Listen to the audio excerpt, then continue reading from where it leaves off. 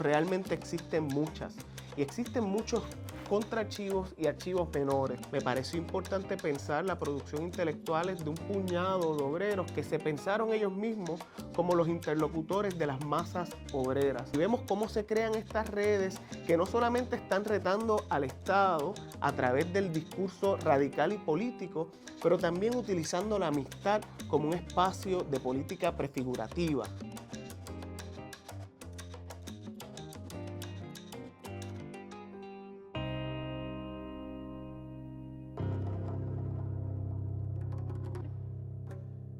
¿Qué es el archivo de la puertorriqueñidad? En mi trabajo defino el archivo de la puertorriqueñidad como todos esos discursos, narraciones, textos, novelas y monumentos que definen la idea de la nación. Lo pienso a través del trabajo de la crítica literaria dominicana Logia García Peña, la cual desarrolló el concepto del archivo de la dominicanidad, para pensar en las maneras que se construye la dominicanidad a través de las letras. En Puerto Rico podemos pensar el archivo de la puertorriqueñidad emergiendo en el siglo XIX con esos tratados históricos fundacionales, novelas y textos que aspiraban a pensar la idea de la nación. Ahora bien, el archivo de la puertorriqueñidad opera como un archivo totalizante y hegemónico. Aspira a intentar absorber todas estas ideas sobre la nación y presentar una sola idea de la nación cuando realmente existen muchas. Y existen muchos contraarchivos y archivos menores.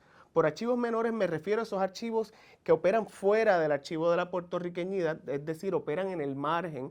Y pienso en mi trabajo en los archivos obreros. Yo estudio a cómo un grupo de autodidactas obreros intelectuales produjeron libros, novelas, tratados históricos y crearon un archivo que no retaba las lógicas eurocéntricas y patriarcales del archivo de la puertorriqueñidad.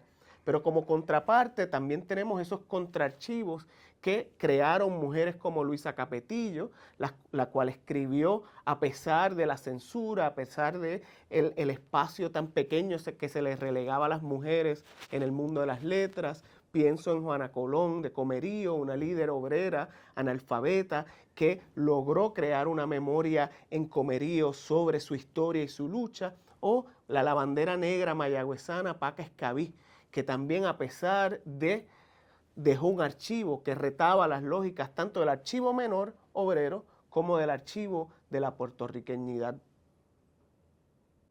¿Qué es la barriada letrada? Bueno, la barriada letrada es un concepto que desarrollé para pensar las comunidades intelectuales obreras puertorriqueñas a comienzos del siglo XX. Es un concepto que tomo prestado del intelectual uruguayo latinoamericano Ángel Rama, particularmente en su libro La ciudad letrada, en donde él pensaba el rol de las letras y particularmente los letrados en la construcción de la espacialidad urbana latinoamericana. Y a mí me interesaba pensar algo que él toca brevemente hacia el final de su obra, que es el rol de los intelectuales obreros en la construcción de estos imaginarios urbanos y no urbanos también. Entonces, es un concepto que desarrollo pensando tres claves importantes. En primer lugar, el espacio, tanto social como físico, la dimensión política y la dimensión narrativa. Y para eso me pareció importante pensar la producción intelectual de un puñado de obreros que se pensaron ellos mismos como los interlocutores de las masas obreras. Es decir, estos autodidactas formados en el taller, muchos de ellos nunca tocaron un espacio universitario o escolar, lograron crear narrativas históricas, concepciones de sí mismos y se pensaron como teatreros, se pensaron como poetas, como ensayistas y crearon a la misma vez una comunidad intelectual que operaba en los márgenes de la élite cultural puertorriqueña.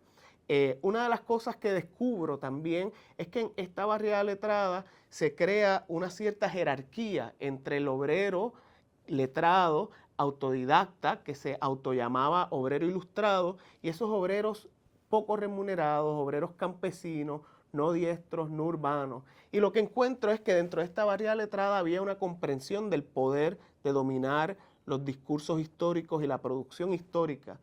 Y lo que encontré en mi investigación de la barriada letrada es que nosotros no tenemos una historia de las clases trabajadoras, sino que lo que tenemos es una historia producida por un grupo pequeño de trabajadores intelectuales que tomaron los medios de producción de saberes a comienzos del siglo XX y sentaron los códigos maestros que aún nos queda mucho por deconstruir y retar para poder comprender una historia obrera más allá de los cascos urbanos, más allá de este pequeño grupo de trabajadores intelectuales.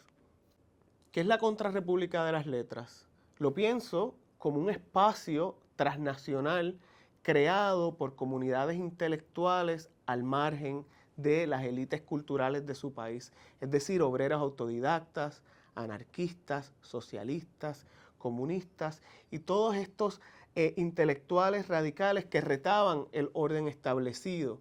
El concepto se basa en esta idea de la República de las Letras que se utiliza en las humanidades para pensar este núcleo o este grupo o comunidad de intelectuales letrados, mayormente hombres, en el norte global, es decir, en Europa y en Estados Unidos, quienes se carteaban para hablar sobre libros, para hablar sobre ideas científicas, sobre la creación de enciclopedias. Pero ¿qué pasa entonces cuando miramos el subsuelo, cuando miramos el underground? Vemos que a finales del siglo XIX, gracias a los avances en los medios impresos, se facilita la circulación de saberes no élites, de saberes obreros, a través de periódicos, a través de libros, a través de correspondencia epistolar, y vemos cómo se crean estas redes que no solamente están retando al Estado a través del discurso radical y político, pero también utilizando la amistad como un espacio de política prefigurativa, un espacio en donde quizás no estaban viviendo esa utopía que tanto teorizaban en sus escritos, pero la practicaban a través de estas relaciones afectivas que creaban. Entonces, si pudiese definir la Contrarrepública de las Letras, es este espacio y esta comunidad transnacional, transatlántica, que crean intelectuales no élites a través de la circulación de medios impresos, a través de la circulación de cartas y a través de la circulación de afectos e ideas en el entresiglo pasado.